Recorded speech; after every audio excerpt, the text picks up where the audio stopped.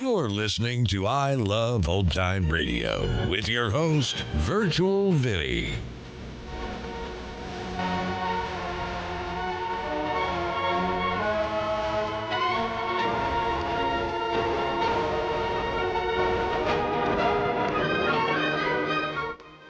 It's a new episode here on I Love Old Time Radio. Welcome, Old Time Radio fans. I'm your host, Virtual Vinny. You can interact with us via social media on Facebook at I Love Old Time Radio and on Twitter at I Love OT Radio. You can send feedback to us via the contact form on our website at iloveoldtimeradio.com. If you enjoy this program, please take the time to rate and review us at review.iloveoldtimeradio.com. I Love Old Time Radio produces a new show every Monday through Friday, each day with a different theme.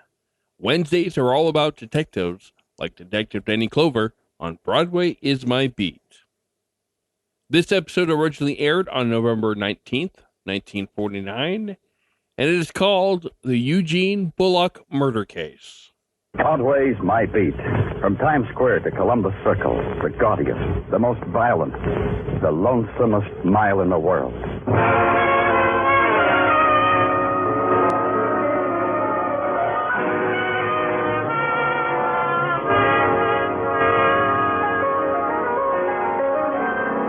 Broadway's My Beat, with Larry Thor as Detective Danny Clover.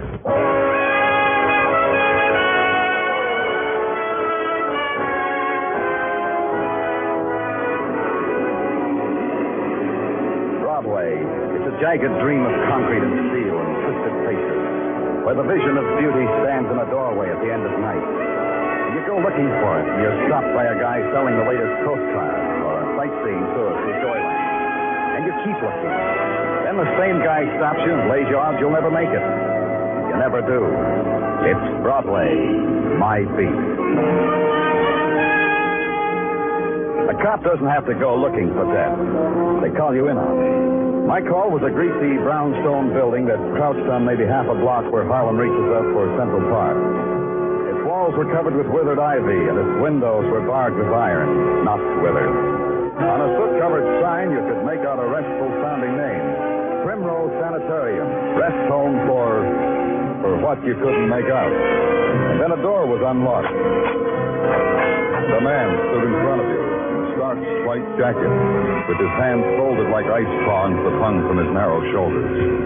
It's after visiting hours, chum. I was invited. Danny Clover, Broadway Special Detail. Oh, we've been waiting for you. Waiting with bated breath, chum. Come on in, chum. You're the friendly type, huh? Oh, yes. All the chums in our little institution find me gentle and friendly. Right down this hall. The chums? Who are they? Sick people, lost people. You know how it is. Do I? Of course you do. You're a policeman. That settles it. And you? What are you? Male nurse named Horace Vesper. Assistant to Physician Ellery. Him and me, we're the administering angels of Primrose Sanitarium. Angels? Mm-hmm, chum. Here we are. Who is it, Horace? One of the patients giving us trouble? No, physician. They're all asleep like suckling babes. This is the detective who answered the call we made. Oh. How do you do, sir? I'm Dr. William Ellery. Oh, I see you're astonished at the state my laboratory's in. But we've had a disorder here, as you see. A bourbon, sir? On the phone, you said a man was dead. Where is he? Oh, there on my operating table. Show the detective, Horace. Sure, physician. Over here, chum. See how it is, Mr. Clover? Yeah. Who was he? One of your patients? Innocent. You can talk plainer than that. I don't think I can. You tell me about it, Horace. Sure, physician. It was like this, chum. We found this man on our doorstep. He was... One of the lost people? You're quick, chum. No. This one was bleeding from a knife wound, but lots of blood. Stabbed. So I lifted him in my arms like he was a foundling babe, and I brought him here to the physician We gave him a transfusion. Yeah, it was the only thing I could do. He'd lost too much blood already. He was dying. I haven't practiced surgery for many years, Mr. Clover, but I think my old professors would have been proud of me. Who was he? That's your problem, chum. There was no identification on him. Not a thing. This one was one of the anonymous chums. So the tedious routine of why an anonymous man died began. And it's easy to be anonymous in New York. All you have to do is like cheesecake, shove on subways, stare on windy street corners, and wish you were in Miami. You're one of the crowd, worth $2 a day to the BMT. Nobody bothers about you. But if you want someone to bother about you, there's another way. You can be found dead. Then you're an important guy. New York demands to know who you are, and you become the star attraction the next morning in the morgue. Me, I represent the police department, and I'm your custodian. I exhibit you. I'm afraid to look, Lieutenant. You'll have to, ma'am. Okay, Detective. Yeah, Danny. Well, ma'am? Poor man. Your father? No, he's not my father. Thank you. Will you tell the next lady to come in? Yes, of course. You know, Danny, a policeman's got to protect life and property, but... This man is property, Tartaglia. Somebody's. Yeah, I know. But they didn't mention this detail when I took my civil service exam. Danny, 20 years, and I'm not used to it yet. That makes you different. What did you find on Dr. Ellery? Well, so far, legitimate. License, everything. Oh, another one, Danny. Yeah. This way, ma'am. I'm Mrs. Bullock. Mrs. Eugene Bullock. I just thought... Tartaglia. Yeah. I just thought... Well, he didn't come home. Mr. Bullock didn't for a whole night. He's never done that before. Never. Tartaglia, water.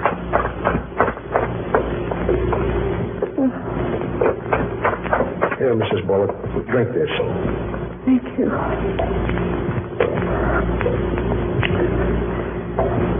Since today is our 25th anniversary, I thought... Well, I knew Mr. Bullock wouldn't want to miss that. This was our first trip to New York, you see. Mr. Bullock hadn't been out of Iowa before. You don't have to tell me now. Yesterday, he left the hotel. Mr. Bullock had an appointment at 7. I've always liked pearls, and he was going to get the necklace. Surprise?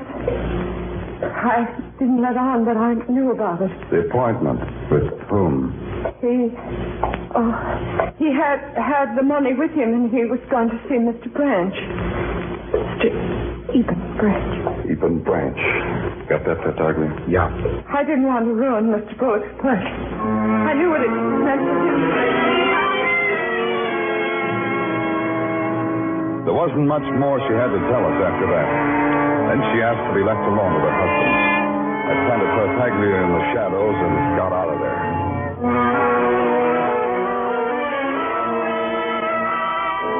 The New York telephone directory is a jewel, a dream, a work of art. It gave me Eben Branch's business, trader, his address, 12 Gramercy Park South, and his telephone number. What I needed I couldn't get by dialing, so I called on Eben Branch, trader, 12 Gramercy Park South. From the police, eh? Avail yourself of a bamboo fan, my boy. The rain is making it more humid, I think. The place of Eben Branch was a fragment torn out of a tropical paradise and enclosed in double-paneled glass. Even to the white cargo-type rain pouring down in the space between the glass walls from a contraption bearing the seal of approval of the New York City engineers. Tropical birds played tropical games and sang sad songs in huge cages of gilded bamboo. And sitting in a fan-shaped wicker chair was Eben Branch, wearing yellowed linen, his hands touching the head of a girl, a silent girl in a jade sarong who strummed a tropical-type guitar. You'll find it pleasant here, Mr. Clover, far from the terrors of that jungle out there. You'll stay for a bit? I may never leave. Splendid. You're a man of quality, sir. I knew it the moment I saw you. I said as much to the girl here. Didn't I, girl? And now what can I do for you, sir?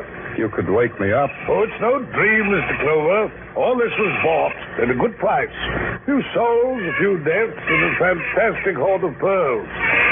The South Seas, a veritable paradise, boy, veritable.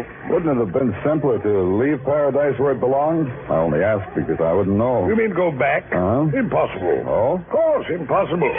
The moment I set foot on that island nirvana, I should be gutted by the native I stole the pearls from. Didn't concern you, Mr. Clover. That was 30 years ago, not your domain. What concerns me is a man named Eugene Bullock. Eugene Bullock. Do you know where he is? I asked you first. The simpleton had an appointment with me last night at midnight. Midnight? His wife said he was to meet you at 7. Men lie to their wives. As I say, Miss Clover, midnight is the hour at which I find myself most amenable to the conduct of business. Till then, I have other matters. In the phone book, it says you're a trader. Is that a business? Trader? The word I used to make me glamorous and unreal. Term I insert my advertising matter to attract suckers. I sell pearls, Miss Clover, for cash. I see. Only cash. Mr. Bullock wanted pearls. I was prepared to sell him $5,000 worth. Did you? That's the tragedy, Mr. Clover. Simpleton never showed up. I need $5,000 desperately. Paradise comes high, Mr. Clover. And so, as the sun sank slowly in the west, I bade a fond farewell to the land of palmettos and jasmine and exiled beach boys. If what Branch had told me was true, the pattern of Mr. Bullock's life needed completing, his last 5 hours of living. What happened to Mr. Bullock last night between 7 and midnight? People had died during those hours, but why Mr. Bullock? And there's an extra added question. What happened to the $5,000 he had on his person? By the time I got back to headquarters, the description of Mr. Eugene Bullock had been circulated all over the area. Hey, Danny, how goes it? Oh, hello, Marty. Okay. How's the cab business? As the saying goes, What do you need? I think I got something for you. Look, the little guy, that Eugene Bullock. Yeah? Maybe he was in my cab last night about 7 o'clock. We had some pictures taken downstairs, Marty. Here. Look. That him? Looks calmer, but yeah, that's him. Last night he looked more excited. Like how? Like so. He gets in the cab and he says, cruise around. I cruise. Through the rear view mirror, I see he's got the same expression like a kid writing with chalk on a wall, you know? So I asked the question and he says, yeah. Where'd you take him? Oh, first to the village and a spot I know in Chinatown, places like that. Nothing suits this guy, nothing. Then we hit a dime a dance dive up 105th Street. This he goes wild about. He loves it. He pays me and he leaves. Is that what you want, then?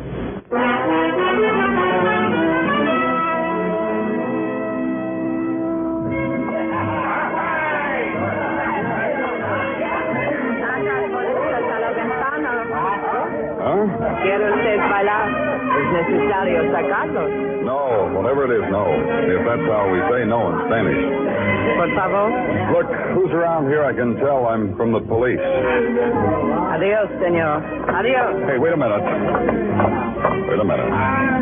What frightened you about the word police, senorita? Get away. Get away from me. Oh, now it's in English, huh? You learn fast. Let's go, senorita. Let's go where we can talk without background music. Take off, we're chatting. We're having an intimate, private conversation. I am intruding. Sanchez. Intruding's the word. Beat it. We do something about your mouth. You tried, friends. You really did.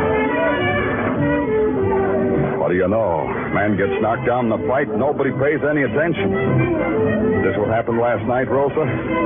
This what happened last night? Music happened last night with maracas, Latin music. When we were interrupted, I was saying, let's go. Let's go. Wait. All right. Last night I was dancing with a sailor, a pretty sailor boy from Peru. And then a man was stabbed. The man died. Oh, bad. Somebody sees blood, somebody screams. Everybody runs out. There's even the pretty sailor boy. The wounded man is lying on the floor. Stabbed, but not dead. Sanchez helped me to lift him to my automobile. I drove him a little way to a sanitarium where the doctor. I left him. Why did you take the trouble? Why didn't you run, too? I felt sorry for the little man lying there. Oh? How about $5,000, Rosa? The little man had that much with him when he came here. He didn't have it later. Senor, I have never seen $5,000 in my life. Is that the truth, Rosa? Is that the truth? But you want me anyhow, don't you?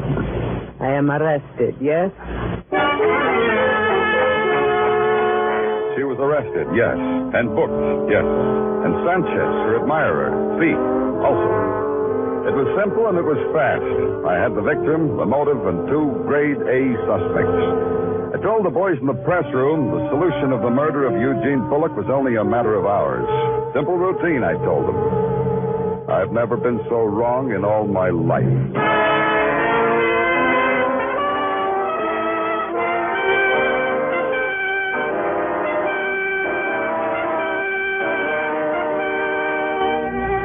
You are listening to Broadway's My Beat, starring Larry Thor as Detective Danny Clover.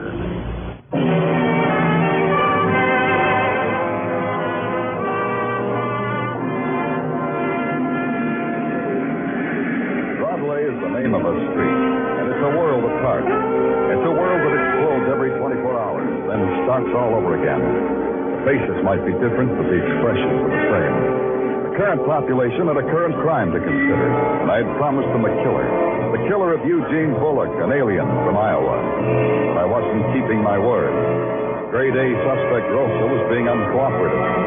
She said she didn't have anything to do with the killing. Somebody else at the dance hall must have done it. So I gave her a chance to tell me who.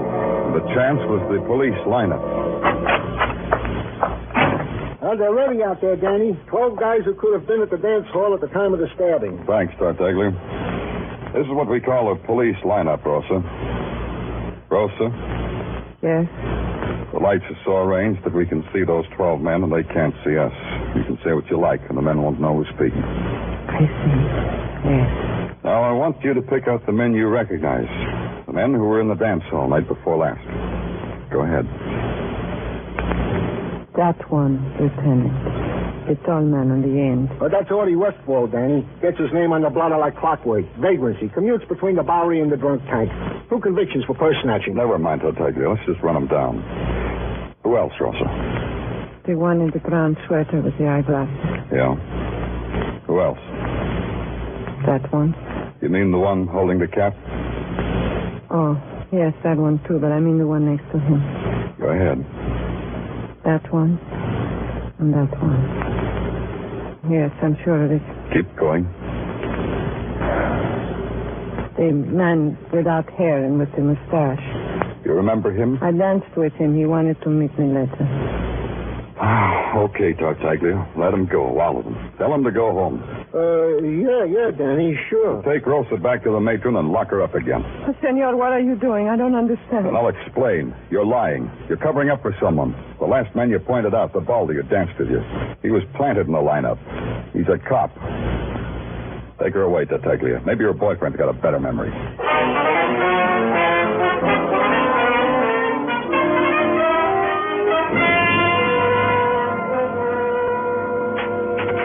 Thanks, officer. I'll call you when I'm through.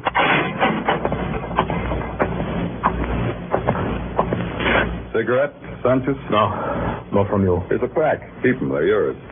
By what right you hold me here? By what right, The man was murdered. That gives us rights. Him and me. You're crazy, insane. I kill no one. Police, stupid. But you're man of honor, huh, Sanchez? Como? I'll explain. You're a man of honor. You love Rosa. It degrades you if anyone manhandles her. I would kill him. That's what I say. You killed Eugene Bullock because he made passes at Rosa. Between a wish and the act, police, there's great space. You stabbed him, and then you got a bonus. A $5,000 bonus. And that healed your wounded honor. You're only trying, police. I know guys like that, always trying.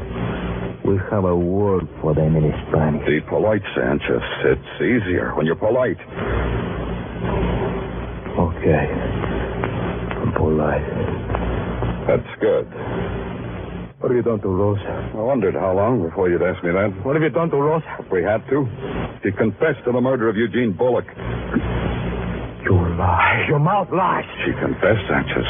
She only does it to protect me. I stabbed him. Tell me about it. What like you say?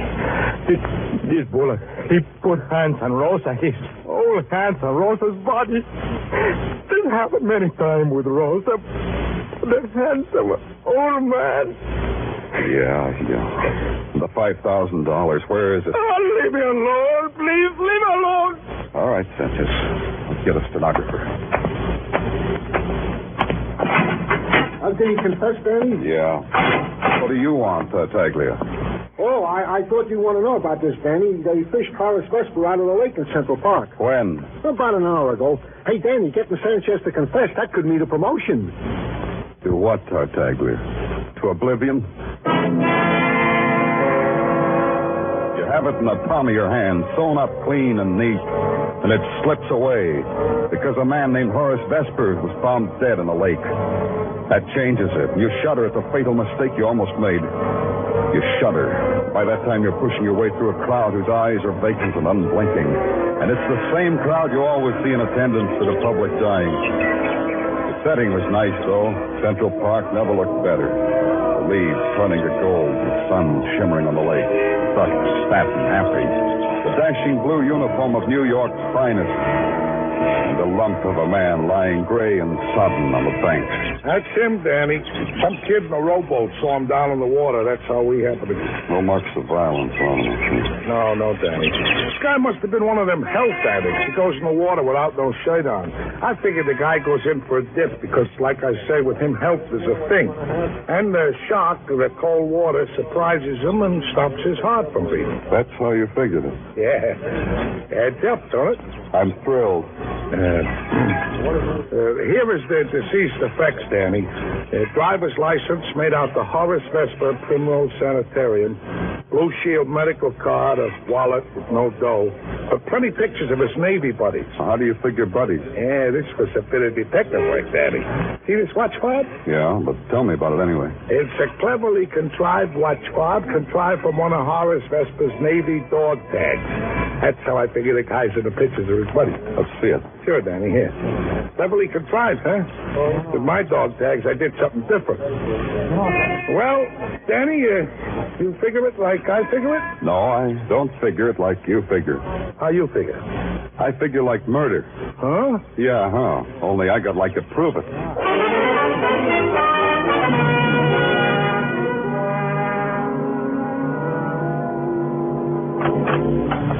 Hi, Danny. Come on in. Thanks, Maria. How's the darling of the police laboratory? Everything okay? Need some new Bunsen burners and things? Tell Danny about it. I'll fix it. How about just walking on little cat's feet, huh, Danny? Am I interrupting something? Well, Dr. Sinsky over there is working on something important. An experiment that can't stand a sudden jolt. Yeah? What is it? His lunch. Cheese soup plate. Oh. Well, then just tell me what your brains and equipment turned up on Horace Vesper, and I'll tiptoe out of here. Well, we ran a marsh test. In outline, Danny. No signs of poison. A sedative, yes, but a mild one, nothing lethal. Was he drowned? Not that either, Danny. No trace of water in the pleura. Sorry, in the lungs. He didn't drown. Oh, I didn't think he did. What else, Maria? Well, there are 2 punctures, one on each arm, made by a large type needle. The type they use for transfusions, I'd say. Yeah. What else? Look in the microscope, Danny. The one right there. Yeah. You see what I mean? Not exactly. All I see is somebody looking back at me. That's your eyeball, Danny. Adjust it. Here, let me. Now I'm winking at myself. I'll tell you about it. And you won't believe it. I'll believe it. Tell me. Horace Vesper's Navy dog tag has made a liar out of science. Get off the dime, Maria. What are you trying to say? Stop is what I'm trying to say. Horace's dog tag says he had type A blood. The microscope shows something else. Like what? In the specimen I've examined of his blood, there are too many clots. Both A and B cells are agglutinized. Come on. Mr. Vesper's blood has been tampered with. Now it's both type A and B. Strange, isn't it? I didn't answer, Maria, because everybody knows there'll always be a new way, a strange way to kill a man. Instead, I went back to Primrose Sanitarium. Its door stood open, so I walked in. I found the hallway that led to the laboratory, felt my way along it in the darkness.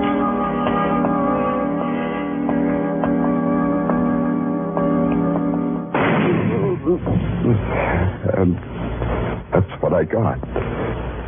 Darkness.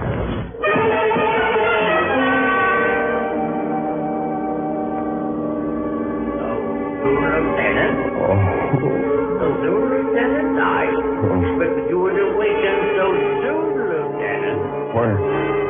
In my office, Lieutenant, in bed. I really didn't expect you to awaken so soon, Lieutenant. It's my side. It's a mess, all right. Yeah?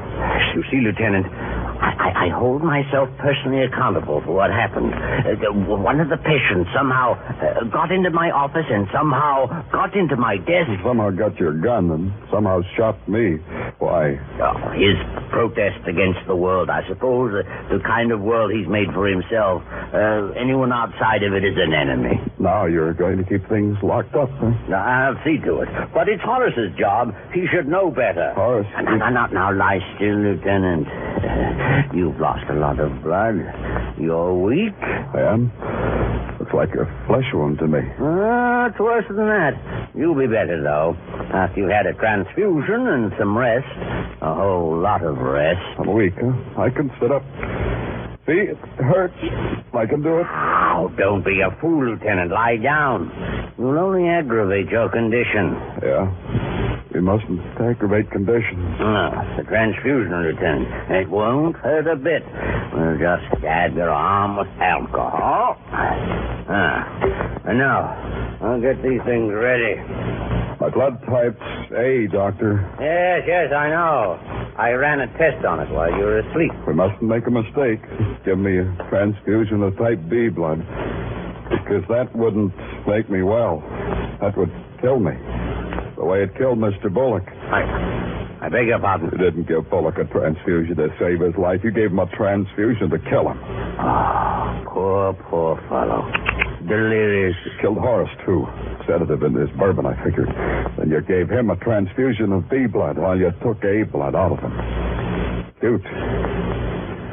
You wanted all Mr. Bullock's funny yourself. That was greedy, Doctor. Now, Lieutenant. Remember your Hippocratic oath, Doctor. You need that transfusion, Lieutenant. Put down that needle. You're delirious. You have to be quiet. Put down that needle. You have got to be quiet. Here's some quieting for you.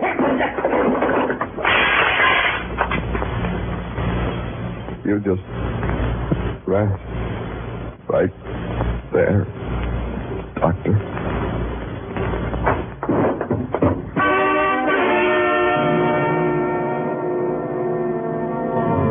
That's the way it ended. The part of it that I knew about. I had to be told the rest. That the police found the doctor in the corner of the laboratory gibbering to a bottle of bourbon. That I fought them all the way to the emergency ward, and that nobody in medical history protested the way I did. All they wanted to do, they said, was give me a transfusion.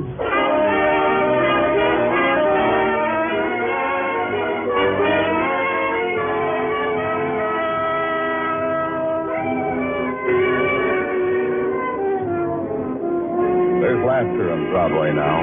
It's night, and the street is tearing itself apart. It's drinks on the house and have another one show. And, hey, mister, I can really show you the sights. The frenzy and the big noise. Mostly the big noise. Otherwise, you'd hear the heartbreak. Because it's Broadway, the gaudiest, the most violent, the lonesomest mile in the world. Broadway. my beat.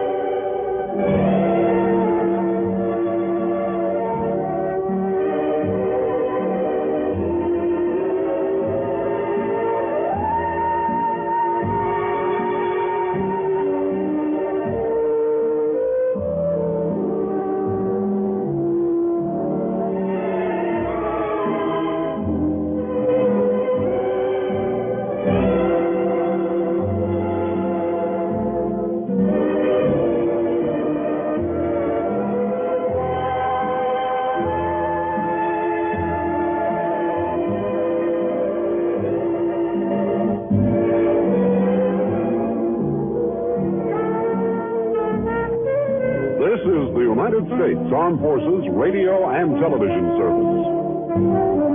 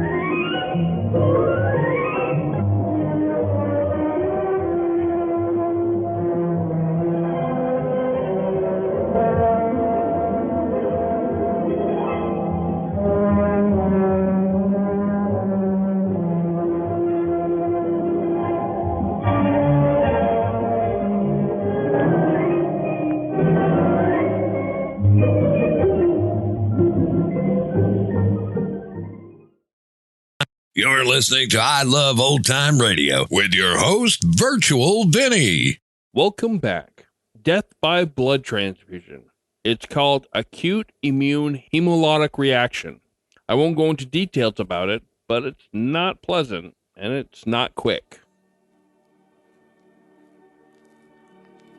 And that's going to do it for our program. You can find I Love Old Time Radio on iTunes, the Google Play Store, Stitcher, Spotify, and on our website at iloveoldtimeradio.com. You can also listen to us on your Alexa device through TuneIn. Please take the time to rate us and leave a review as well. Like us on Facebook at I Love Old Time Radio. Follow us on Twitter at I Love OT Radio. Comments and questions can be directed to our website at iloveoldtimeradio.com. If you'd like to help support this show, you can do so at support.iloveoldtimeradio.com or by joining our Vintage Radio Club and get an extra episode a week. Tomorrow it's another episode of The Bizarre World of Arch Obler on Lights Out. And join us next Wednesday for some more Broadway is My Beat. For iloveoldtimeradio.com, this is Virtual Vinny signing off.